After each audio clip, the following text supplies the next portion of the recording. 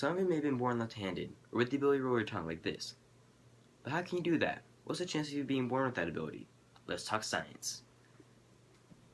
Hello everyone, my name is Brendan, and today we're going to be talking about genetics. Now, genetics is the study of genes, heredity, and genetic variations in living organisms. Now, in the 19th century, an Austrian monk named Gregor Mendel did breeding experiments using pea plants to discover the basic mechanics of heredity. By doing his breeding experiments, he was able to determine 3 principles of inheritance. The first one being, inheritance involves the passing of discrete units of genes from parents to offspring. The second one being, during reproduction, inherited factors are separated and randomly put back together during fertilization. And the third being, genes located on different chromosomes will be inherited independently of each other.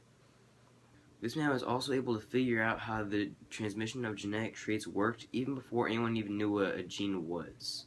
You have to understand how huge that is for this time. Mendel also established that you cannot determine organisms' inside or internal nature just by observing their outside or external nature, as he called it. Later on, scientists revised this by saying you can't find an organism's genotype, or their internal nature, by just observing their phenotype, or their external nature.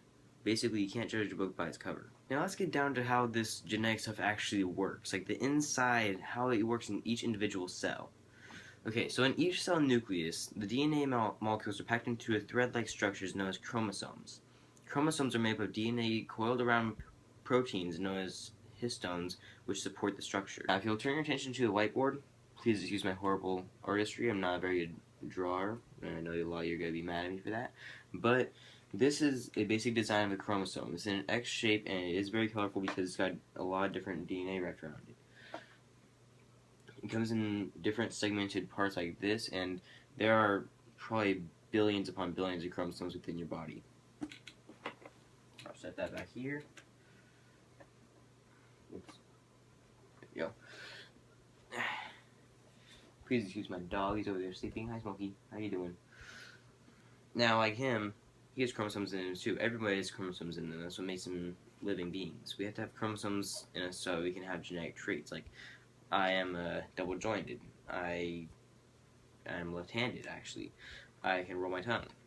I have earlobes that are not attached to my head. I have dimples.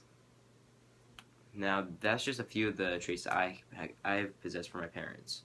There are tons of different traits you can possess. There's earlobe attachment, like I mentioned before, tongue rolling, dimples, handedness, so left hand or right hand, freckles, which I only have a few. I don't know if you guys can see them. Yeah, you can see a few. Curly hair, which I do not. Hand clasping, which is the way you clasp your hands. Kind of weird. Never understood that one.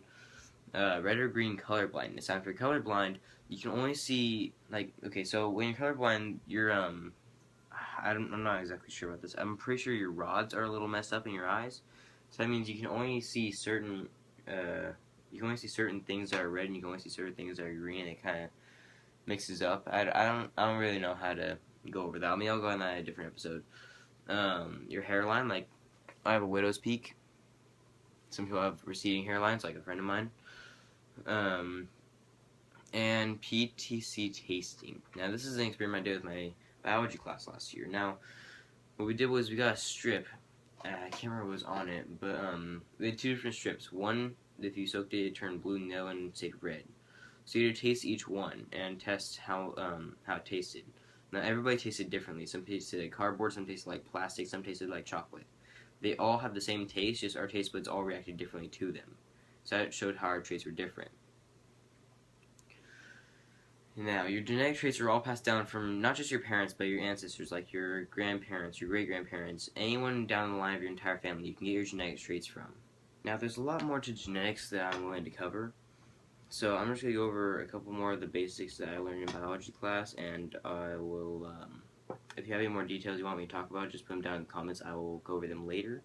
But in case you guys haven't noticed, I'm kind of tired today, and I'm kind of behind on, like, everything. So I'm going to just show you guys one last subject that I was able to touch on a little bit in genetics, which it goes into, like, this whole field of, like, scientists breeding fruit flies and stuff like that. But I'm not going to go all into that. I'm just going to go into a basic little table you can use. It's known as a Punnett square. Now, maybe some of you may have heard of it. I'm going to show it to you guys right now. So this is a Punnett square. Now this square can work almost like a math table. I can't remember what the table is called. It's a I can't remember what it's called. You guys know what I'm talking about though. Use it for the quadratic equations.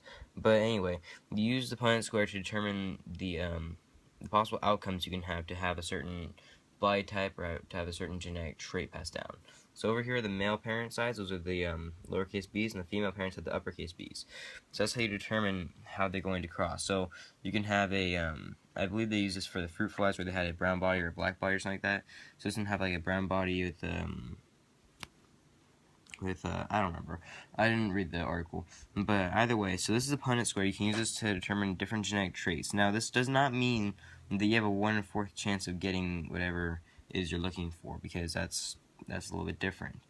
You can have a 1 in 2 billion chance of getting that trait. You can have a 1 in 5 chance of getting that trait. You can have a 1 in 2 chance of getting that trait. It all just depends on how your genetics work. But yeah, so I think that's going to be it for today, guys. This is the first episode I'm posting on the Let's Talk Science channel, so be sure to like it. Hopefully you'll subscribe and put down in the comments below what you want me to talk about next time. Actually, put comments down below what you want me to talk about in 3 weeks, because for the next 2 weeks I already have a subject I want to talk about. I'm really excited about it. I hope you guys will be too.